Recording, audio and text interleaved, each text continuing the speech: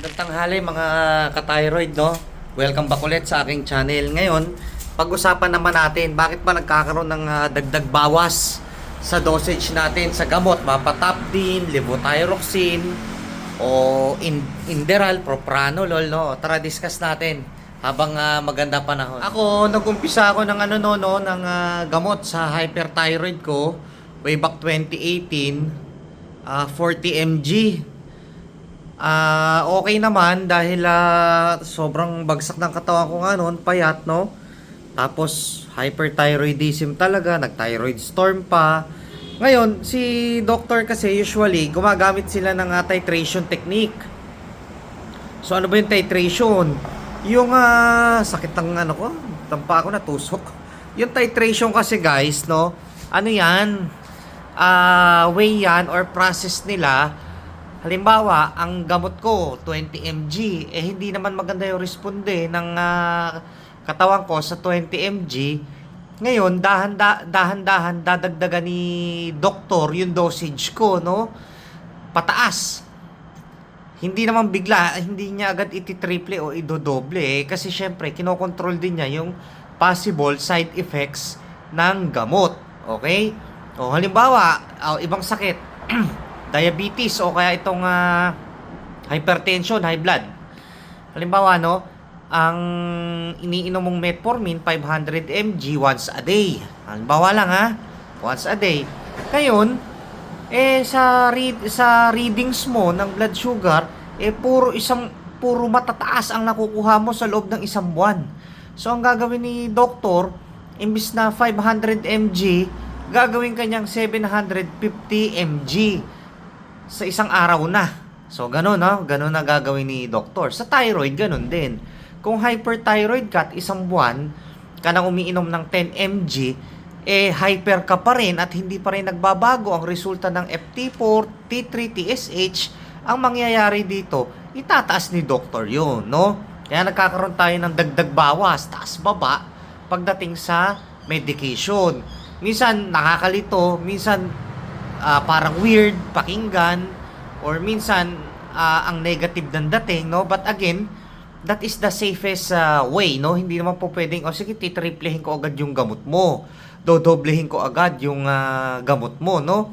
O ito, sa high blood, halimbawa sa high blood, binigyan ka ni doktor dahil ang BP mo, let's say 160 over 100, binigyan ka ngayon ni doktor ng amlodipine. Halimbawa lang hindi to fit kahit kanino. Itong babanggitin kong mga numero, halimbawa 160 over 100 ang BP mo. Ngayon, binigyan ka ni doktor ng maintenance na amlodipine. Nakita ni doktor sa loob ng isang buwan o 2 buwan, ang blood pressure readings mo umaabot pa rin ng 140 over 90. Hindi pa rin okay yun. Kumbaga kung akong tatanungin mo, stage 1 stage 1 hypertension pa rin yun, no? Hindi siya stable. Ngayon, ang gagawin ni doktor, bibigyan ka ng dagdag dosage. O yung 5 mg mo, gagawin na ni doktor 10 mg. Okay? Ngayon, nakita ni doktor na naman na ang blood pressure mo from 140 to 90, naging 130 over 90 or 130 over 85, which is may kataasan pa rin. No? Hindi pa rin stable, sa madaling salita. Well, pwedeng gawin na ni doktor dyan na bibigyan ka na niya ngayon ng isang gamot. Halimbawa, sa morning, ang iinumin mo yung Ebisartan o 5 mg.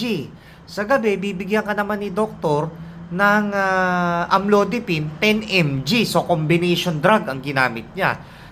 Nagawa niya yon because of tapering. So, pagbalik mo kay doktor ngayon, mula nung nagkaroon ka na ng combination na drug na Ebisartan, naging 120 or 110 over 70 or 110/80 ka na lang. Stable na, di ba? Ngayon, titingnan ni doctor ulit yun. Sige, tingnan natin for another 3 months. Tuloy-tuloy yung gamot. At ang result, 110 over 70, 110/80, 105 over 70. So, stable ang blood pressure mo. Normal range. Safe safe. Yun ang tinatawag na titration. Dahan-dahan. Kaya huwag kayong magagalit pagka dinagdagan po ni doktor ang inyong gamot or ang inyong dosage. No? Kasi kasama po yun sa proseso.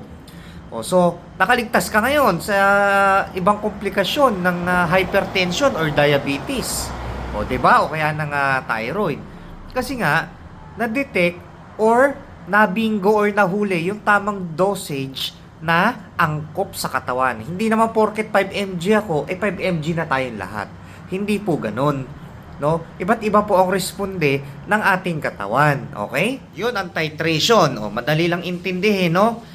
So, tinaasan ni doktor, kung dati naka 10 mg ka, naka 15 mg ka, naging 20 mg, well, that is titration, no? Na-reach mo naman yung effectiveness ng gamot, no? So, walang problema. So, ganun lang yun. 'Di ba? Yung iba nga, 10 mg lang yung gamot nila pagdating sa hyperthyroid, pero ako, 40. Kasi yun yung angkop para sa akin, 'di ba? Hindi naman po pwedeng lahat tayo 10 mg. Hindi naman gano'n kasi iba-iba rin tayo. Iba-iba tayo ng body composition. So pumapasok na diyan yung chemicals of life, no? Pumapasok na yan sa natin. Kung ikaw acidic, ako hindi ako acidic. Kung ako tawag dito may allergy ako sa tapasol o sa metimasol, ikaw wala. No? So may mga ganun tayo. That's why meron po tayong tinatawag na titration. Alright? Merong titration, meron din naman tayong tinatawag na tapering o tapering. Tagalogin natin, tapering, no? Or tapering, ganun. Well, ano bang ibig sabihin nito, sir? Yung tapering naman, proseso din naman po siya. Kabaliktaran nga lang siya ni titration. Si tapering, pababa naman siya ng dosage dahan-dahan hanggang sa maihinto po natin ang ating medication ng safe at walang withdrawal. Bigyan natin ng example. Kung ikaw meron kang tinitake na gamot kagaya ng SSRI o ng selective serotonin reuptake inhibitors, no? Kung may tinitake ka kagaya ng Lexapro, ganyan, no? Hindi kasi siya po pwedeng ihinto ng basta-basta.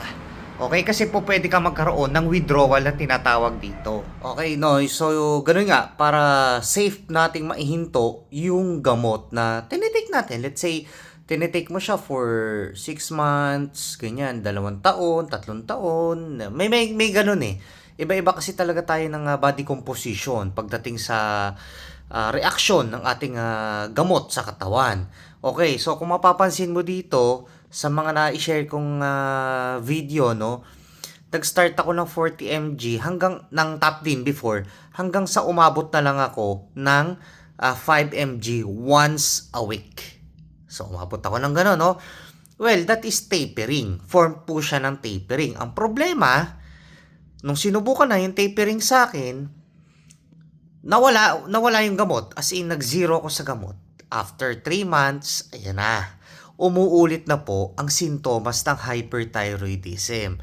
So, ibig sabihin, depende talaga yung katawan ko sa gamot. Hindi lang isa, hindi lang 2 beses nangyari yun, kundi 3. No? So, depende talaga yung katawan ko sa top din para ma-maintain ko yung normal level ng aking FT4, TSH, T3, mga ganyan. Natanggal yung gamot, pero syempre, hindi ka okay, no? So, sa diabetes, sa hypertension, ganun din. Pero, syempre, hindi lahat ng gamot, no? Kaya nga may tinatawag tayong maintenance. Ibig sabihin, lifetime natin siyang iniinom to maintain your stable blood pressure, 'di ba? Yung mga readings na yan, yung normal level ng blood sugar, may mga ganun eh. Kasi kung wala yun, yung maintenance na yun, talagang magkakaroon tayo ng complication in the future. Kaya nga tayo nagkakaroon ng chronic kidney disease, ng heart attack, heart failure, mga ganun. No, dahil sa hindi makontrol na blood pressure. No? So may mga ganun tayo. Well, sa akin, sa top din naman, no, pababa talaga siya. Maganda naman yung naging effect sa akin. Wala naman ako nararamdaman kung ano. But again, sabi ko nga sa inyo, hindi ako tumatagal ng ilang buwan nang walang top din. Ang nangyayari pa dito, pag umulit na yung sintomas ng hyperthyroidism, ayan na. Hate na hate ko yun. Ayan na naman yung kabog ng dibdib, yung namamayat ka na naman, hirap ka na namang makatulog, pawisin ka na naman. So, mahirap. Ang levothyroxine ba may tapering din? Well, yes, no? Nagkakaroon din naman ng tapering. Sabi ko nga sa inyo, no? Nag-start naman ako sa levothyroxine ng 100 mcg Lunes hanggang Biyernes. Pero pagdating ko ng Sabado-Linggo, naka 200 mcg ako noon. So ngayon, 100 mcg na lang ako Lunes hanggang Sunday, no? Tapos dumating din yung time na yung linggo ko 200, tapos kalaunan naging 100 na lang din. So may ganun, that is tapering, no? Yung iba naman nakaka-graduate sa mga gamutan nila, no? Halimbawa, na-control naman nila yung blood sugar, blood pressure nila. Kasi tinutulungan din naman nila yung sarili nila, no? Halimbawa, may high blood siya, like hypertension stage 1, umaabot yung blood pressure niya ng 140, 100, 140, 90 because of healthy lifestyle plus medication, umu-okay siya. Nakaka-graduate siya sa gamot. Let's say 2 years siyang nagte-take ng amlodipine. Nung pinahinto ni doktor, ang nangyari, umokay na yung blood pressure niya. Let's say 3 months nang hindi naman tumataas yung blood pressure niya. So may mga ganong case, pero hindi lahat ng pasyente ganun. Okay? Sabi ko nga sa inyo, hindi tayo lahat pare-pareho, no? May mga pagkakataon din na yung iba nagiging maintenance na talaga. Well, sa case ko, no, kagaya ko, hypothyroid na ako, naging hypo ko because of radioactive iodine. So, maintenance ko na po ang levothyroxine. Okay? So, synthetic T4, no? Levothyroxine. So, yun yung tinitake ko. Pwede siyang bumaba pa, tapos kung hindi magiging okay at medyo bumabalik ako sa pagka-hypo o tumatas ang TSH ko, pwedeng ibalik na naman ni doktor sa dosage na angko para sa akin. No? Itataas ni doktor yun. So, paano? Ganun lang naman kasimple, no? Yung titration and tapering natin. Pataas si titration, no? Gradually increase ang kanyang dosage. Si tapering naman, ganun din. Pababa nga lang hanggang sa ma-off na yung gamot ng safe and effective at walang withdrawal.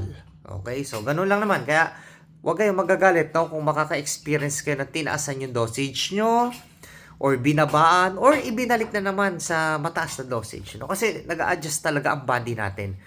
May mga pagkakataon talagang ganon. But if I were you, ang mapapayo ko lang, wag lang tayong umasa sa gamot, no? Tulungan din natin yung sarili natin, no? Maging habit na natin ang healthy lifestyle, no? Exercise, pagkain, good sleep pattern, no? Yan, ano na natin yan. Imarka na natin yan. Makakatulong po yan. Okay? Hanggang sa muli, maraming salamat sa inyong panonood at walang sawang pagsuporta. God bless everyone and happy weekend.